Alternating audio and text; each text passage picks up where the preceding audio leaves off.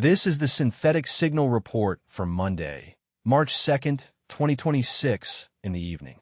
Tonight's report examines a breakthrough in-utero stem cell therapy for fetal spina bifida, a fundamental shift in web encryption as Google and Cloudflare test Merkle Tree Certificates, and the expanding scope of the war in the Middle East, now involving 11 countries.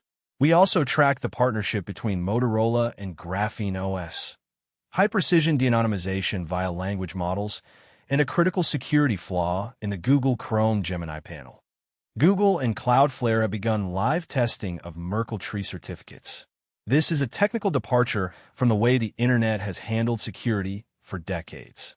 Currently, when you connect to a website, the server provides a digital signature to prove its identity. These traditional signatures rely on mathematical problems that a sufficiently powerful quantum computer could eventually solve. The new system uses a hash-based structure called a Merkle tree. Instead of a single, complex signature, the server provides a compact proof of validity that is part of a larger cryptographic tree. This architecture is considered quantum-resistant. The primary challenge being tested is the size of the initial connection handshake. Post-quantum signatures are significantly larger than the ones used in the current version of the Transport Layer Security Protocol. This increase in data can lead to network latency and packet fragmentation. By testing this at scale, Google and Cloudflare are measuring how existing routers and middle boxes handle the heavier cryptographic load. It is a necessary step to ensure that the transition to a quantum-safe web doesn't break current network hardware. Researchers at UC Davis Health have confirmed that the first-ever in-utero stem cell therapy for fetal spina bifida is safe. This is a significant milestone in regenerative medicine. Spina bifida occurs when the spine and spinal cord do not form properly in the womb, often leading to lifelong paralysis. The clinical trial, known as the CURE trial, involves placing a specialized patch containing mesenchymal stem cells directly onto the spinal cord during a mid-pregnancy surgery. The how of this story is critical. These cells are not designed to become part of the spinal cord themselves.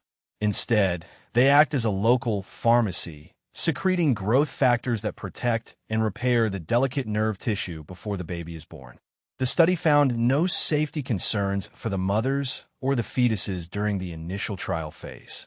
This confirms that cellular therapies can be safely integrated into fetal surgery, providing a window for treatment before the most severe neurological damage occurs.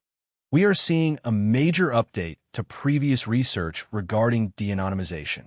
A new study has demonstrated that large language models are now capable of re-identifying users across the internet with high precision. This is an under-the-radar development that suggests the concept of security through pseudonymity is effectively over. AI agents were able to analyze anonymous posts on platforms like Hacker News and Reddit and match them to real-world identities by comparing linguistic patterns with LinkedIn profiles and interview transcripts. The model does not just look for names.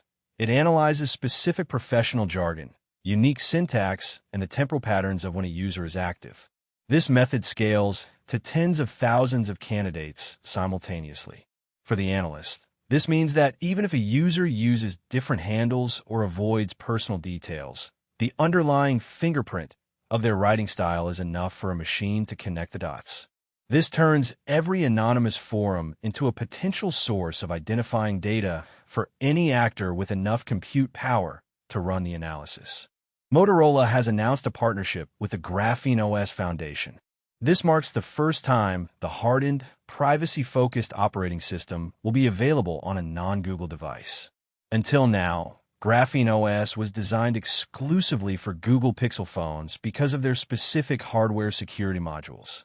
Motorola is now integrating the necessary firmware support to allow GrapheneOS to run on its next-generation smartphones. This provides a clear alternative for users who want a Google-free Android experience with hardware-backed security.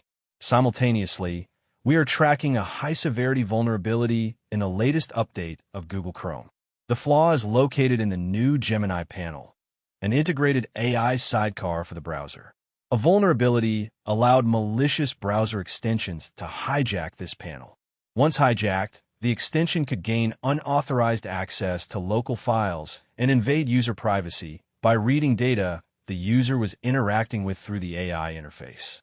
Google has released a patch for this flaw, but it highlights the growing attack surface as browsers integrate agentic features that bridge the gap between web content and local system data. Mathematician Marina Vyazovska is leading a new collaboration between AI and human researchers. Vyazovska, a Fields medalist, is using automated tools to verify complex proofs in multidimensional geometry. This is a watershed moment for the field.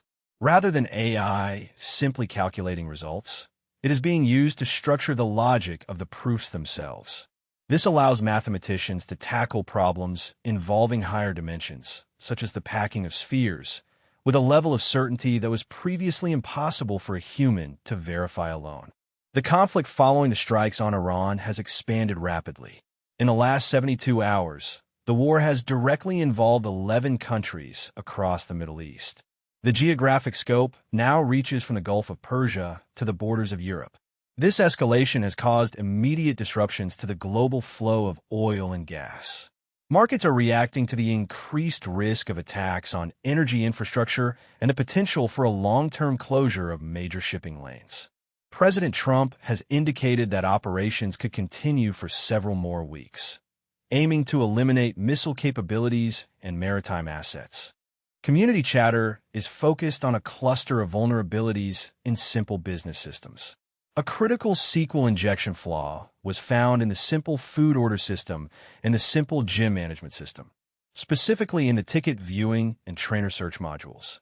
This allows an attacker to manipulate the underlying database via crafted web requests. The security community is also tracking multiple flaws in the EXIF2 library. This C++ utility is widely used to manage image metadata. Out-of-bounds read errors were found in the preview component and the image parser, which could lead to crashes or information leaks when processing malicious files. On the tools side, the OpenClaw ecosystem is growing. The OpenClaw Master Skills Project has now curated over 127 specialized skills for AI agents. To manage these, the OpenClaw Guardian has emerged as a watchdog tool. It performs self-repair functions, using a feature called Dr. Fix to handle rollbacks and snapshots if an agent becomes unstable. Finally, the command line utility feshit, which fixes shell command mistakes, was found to have a privilege escalation flaw. Prior to the latest patch, it failed to drop privileges properly during command re-execution, allowing local users to gain elevated access. This concludes the synthetic signal report for this evening.